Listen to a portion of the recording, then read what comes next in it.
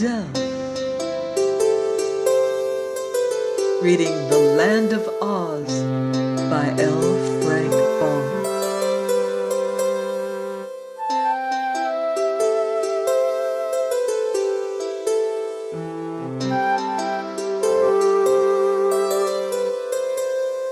Chapter 18. In the Jackdaw's Nest.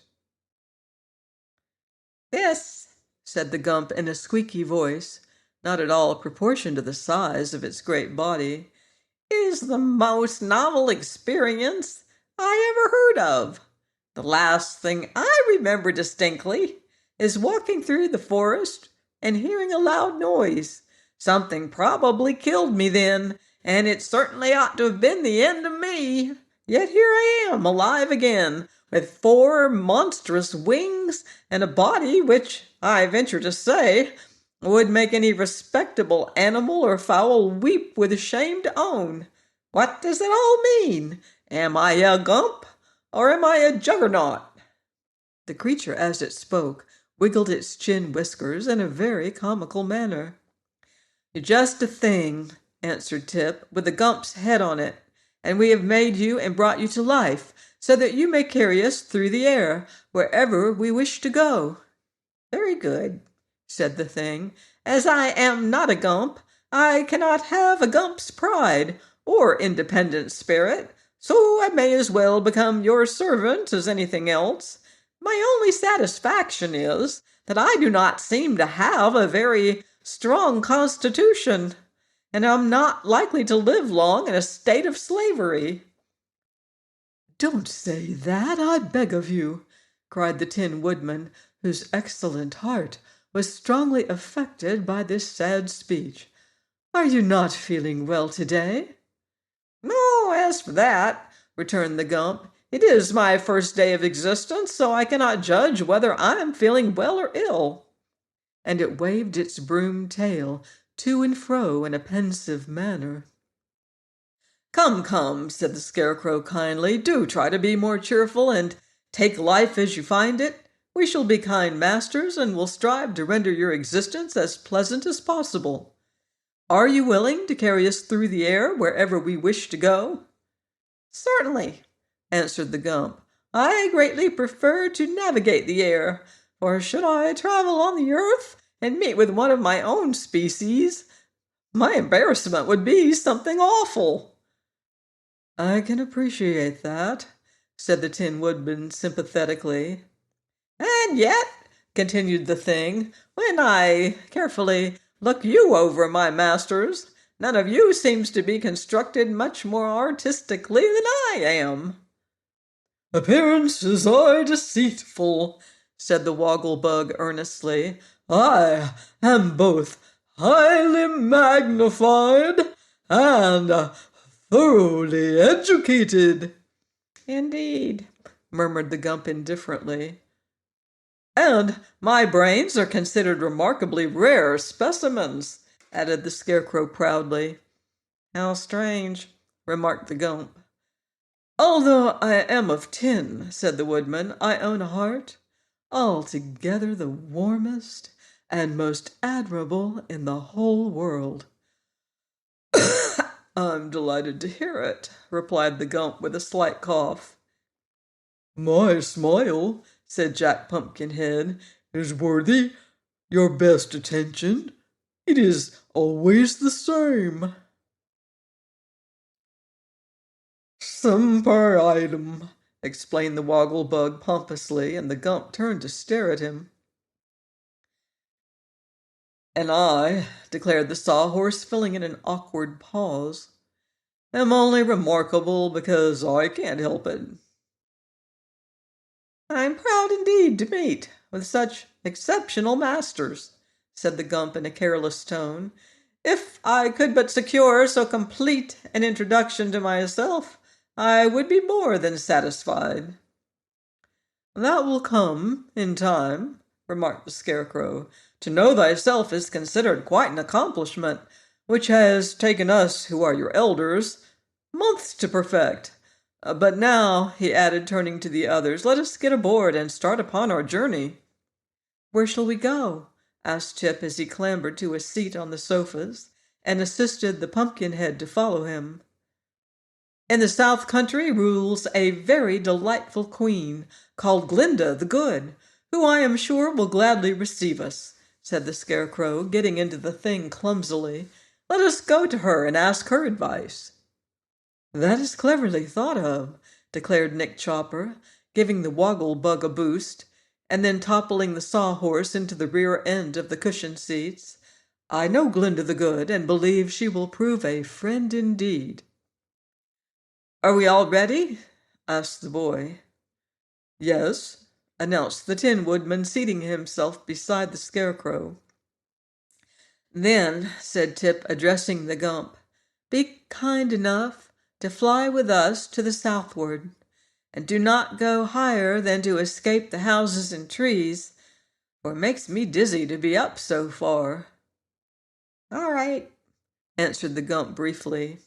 It flopped its 4 huge wings and rose slowly into the air, and then, while our little band of adventurers clung to the backs and sides of the sofas for support, the Gump turned toward the south and soared swiftly and majestically away.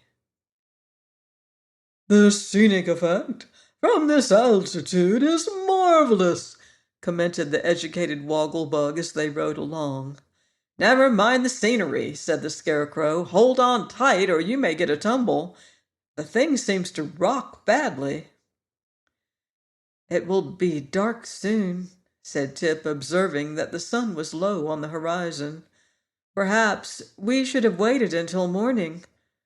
I wonder if the Gump can fly in the night. I've been wondering that myself, returned the Gump quietly. You see, this is a new experience to me. I used to have legs that carried me swiftly over the ground, but now my legs feel as if they were asleep. They are, said Tip. We didn't bring 'em to life. You're expected to fly, explained the Scarecrow, not to walk. We can walk ourselves, said the Woggle-Bug. I begin to understand what is required of me, remarked the Gump, so I will do my best to please you, and he flew on for a time in silence. Presently, Jack Pumpkinhead became uneasy. I wonder if riding through the air is liable to spoil pumpkins, he said.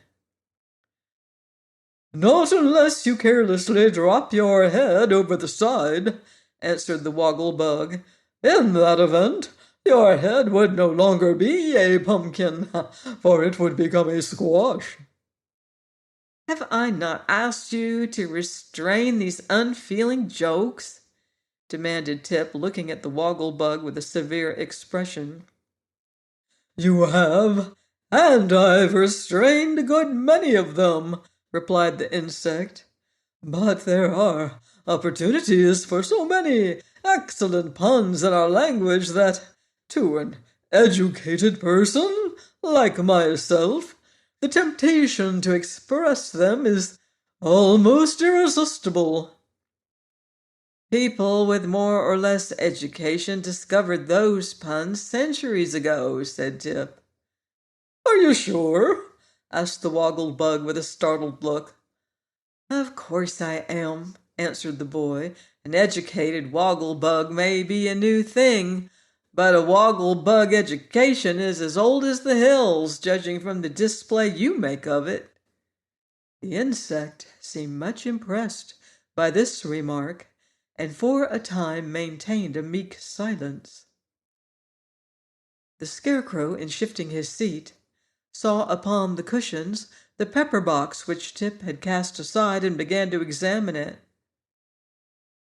Throw it overboard, said the boy. It's quite empty now, and there's no use keeping it. Is it really empty? Asked the Scarecrow, looking curiously into the box. Of course it is, answered Tip. I shook out every grain of powder. Then the box has 2 bottoms, announced the Scarecrow, for the bottom on the inside is fully an inch away from the bottom on the outside. "Let me see," said the Tin Woodman, taking the box from his friend. "Yes," he declared after looking it over, "the thing certainly has a false bottom. Now I wonder what that is for." "Can't you get it apart and find out?" inquired Tip, now quite interested in the mystery. "Why, yes. The lower bottom unscrews," said the Tin Woodman. "My fingers are rather stiff. Please see if you can open it." He handed the pepper box to Tip, who had no difficulty in unscrewing the bottom, and in the cavity below were 3 silver pills with a carefully folded paper lying beneath them. This paper the boy proceeded to unfold, taking care not to spill the pills, and found several lines clearly written in red ink. "Read it aloud," said the Scarecrow. So Tip read as follows: "Dr. Nicky Dick's celebrated wishing pills. Directions for use. Swallow 1 pill, count 17 by twos, then make a wish. The wish will immediately be granted. Caution, keep in a dry and dark place." "Why, this is a very valuable discovery," cried the Scarecrow. "It is indeed," replied Tip gravely. "These pills may be of great use to us. I wonder if old Mombi knew they were in the bottom of the pepper box. I remember hearing her say that she got the powder of life from this same Nicky Dick." "He must be a powerful sorcerer," exclaimed the Tin Woodman. "And since the powder proved a success, we ought to have confidence in the pills." "But how," asked the Scarecrow, "can anyone count 17 by twos? 17 is an odd number." "That is true," replied Tip, greatly disappointed. "No one can possibly count 17 by twos." "Then the pills are of no use to us," wailed the Pumpkinhead. "And this fact overwhelms me with grief, for I had intended wishing that my head would never spoil." "Nonsense," said the Scarecrow sharply. "If we could use the pills at all, we would make far better wishes than that." "I don't see how anything could be better," protested poor Jack. "If you were liable to spoil at any time, you can understand my anxiety." "For my part," said the Tin Woodman, "I sympathize with you in every respect, but since we cannot count 17 by twos, sympathy is all you are liable to get." By this time it had become quite dark, and the voyagers found above them a cloudy sky through which the rays of the moon could not penetrate. The Gump flew steadily on, and for some reason the huge sofa body rocked more and more dizzily every hour. The Woggle-Bug declared he was seasick, and Tip was also pale and somewhat distressed, but the others clung to the backs of the sofas and did not seem to mind the motion as long as they were not tipped out. Darker and darker grew the night, and on sped the Gump through the black heavens. The travelers could not even see one another, and an oppressive silence settled down upon them. After a long time, Tip, who had been thinking deeply, spoke. "How are we to know when we come to the palace of Glinda the Good?" he asked. "It's a long way to Glinda's palace," answered the Woodman. "I've traveled it." "But how are we to know how fast the Gump is flying?" persisted the boy. "We cannot see a single thing down on earth, and before morning we may be far beyond the place we want to reach." "That is all true enough," the Scarecrow replied, a little uneasily. "But I do not see how we can stop just now, for we might alight in a river or on the top of a steeple, and that would be a great disaster." So they permitted the Gump to fly on, with regular flops of its great wings, and waited patiently for morning. Then Tip's fears were proven to be well-founded, for with the first streaks of gray dawn, they looked over the sides of the sofas and discovered rolling plains dotted with queer villages where the houses, instead of being dome-shaped, as they all are in the land of Oz, had slanting roofs that rose to a peak in the center. Odd-looking animals were also moving about on the open plains, and the country was unfamiliar to both the Tin Woodman and the Scarecrow, who had formerly visited Glinda the Good's domain and knew it well. "We're lost," said the Scarecrow dolefully. "The Gump must have carried us entirely out of the land of Oz, and over the sandy deserts, and into the terrible outside world that Dorothy told us about." "We must get back," exclaimed the Tin Woodman earnestly. "We must get back as soon as possible." "Turn around," cried Tip to the Gump. "Turn as quickly as you can." "If I do, I shall upset," answered the Gump. "I'm not at all used to flying, and the best plan would be for me to alight in some place, and then I can turn around and take a fresh start." Just then, however, there seemed to be no stopping place that would answer their purpose. They flew over a village so big that the Woggle-Bug declared it was a city, and then they came to a range of high mountains, with many deep gorges and steep cliffs showing plainly. "Now is our chance to stop," said the boy, finding they were very close to the mountain tops. Then he turned to the Gump and commanded, "Stop at the first level place you see." "Very well," answered the Gump, and settled down upon a table of rock that stood between two cliffs. But not being experienced in such matters, the Gump did not judge his speed correctly, and instead of coming to a stop upon the flat rock, he missed it by half a width of his body, breaking off both his right wings against the sharp edge of the rock, and then tumbling over and over down the cliff. Our friends held on to the sofas as long as they could, but when the Gump caught on a projecting rock, the thing stopped suddenly, bottom side up, and all were immediately dumped out.